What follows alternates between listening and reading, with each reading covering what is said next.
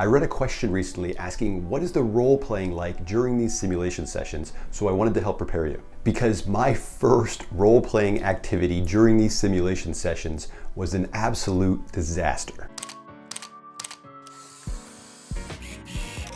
Hey, what's up guys? Callum Moore here, and on this channel I share information that we need to achieve real estate success. If you haven't yet, consider subscribing. Okay, so just quickly, for those who don't know, during your weekend or weekday Humber College simulation session, you'll do a bunch of group activities. And one of these activities is role-playing certain scenarios with your group. At the time of this video, it's all done online with Zoom from the comfort of your own home. And what they do is they send you out into these breakout rooms. And these breakout rooms consist of yourself and two other people. One person will play the salesperson, one person will play the buyer, and one person will play the observer to critique. Like I mentioned, my first experience with this was an absolute disaster. I was lost. I was just rambling, and I really wish there was a video like this one before I started. Apart from being extremely nerve-wracking because you didn't really know what you were doing, the directions were extremely vague, especially at the start. Like simulation session 1, day 1, you're supposed to do these role-playing activities. You don't even know what's up. I found myself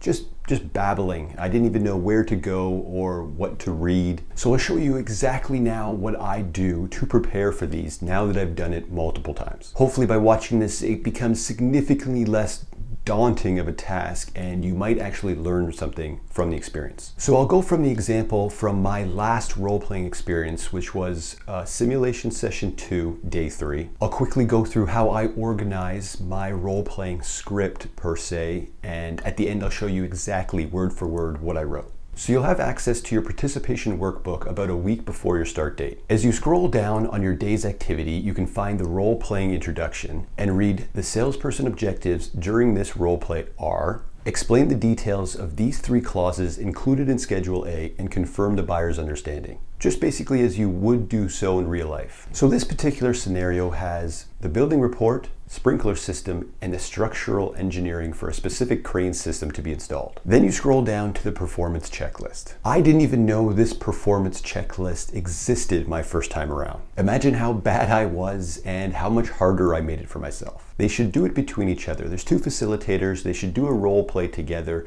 and then show how to access this information. Just my opinion, because I was lost. So once you understand the scenario, just hit every performance checklist point in your own words, as if you would explain them to your own clients in real life. So I start with a quick introduction and the formalities stacked on top. Again, I'll put this entire script in the description below for you to look at and access. At the top would be the pleasantries and the formalities. Hello, Tammy or Jerry. Those are my fellow classmates. How are you today? Great. Okay, things are getting excited, but we just got to take a quick sec and go over 3 conditions in this agreement of purchase and sale.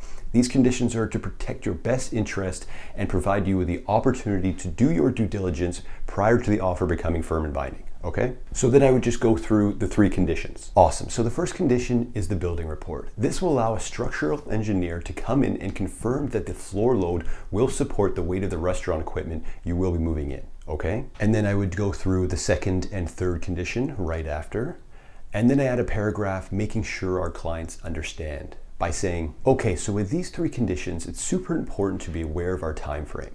The seller will agree to provide access to the property, and we will have until September 15th at 5 p.m. at the latest to fulfill these conditions and notify the seller, or else this contract will become null and void. And then I would just double check with them. So a few conditions to accomplish, all for your benefit, but we got this. Make sense? So too easy. About 5 or 6 paragraphs, and you just read them to your fellow classmates. At least that's how I did it. It felt better to do it this way. I noticed that most of my classmates were just reading the checkpoints and maybe adding to them a little. Even I tried to do that a little bit because it seemed faster, but it felt a little sloppy to me. I found this to be the best and the most efficient. It only took me about 20 minutes and then I was just set and ready to go. Okay, there's one more thing that I did and I suggest you do it as well. So in the breakout rooms, like I mentioned, you have a salesperson, a buyer, and an observer.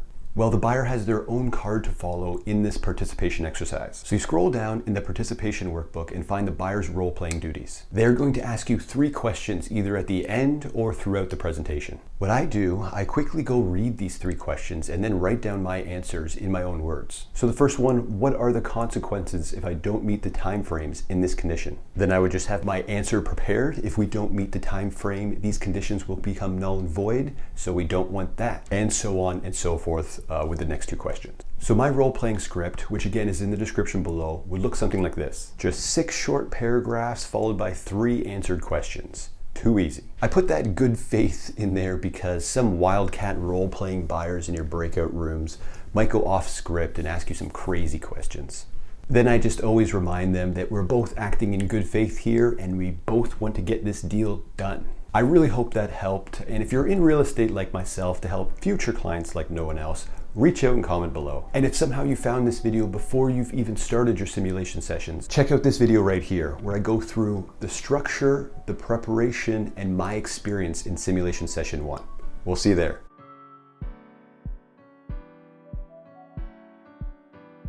Just as this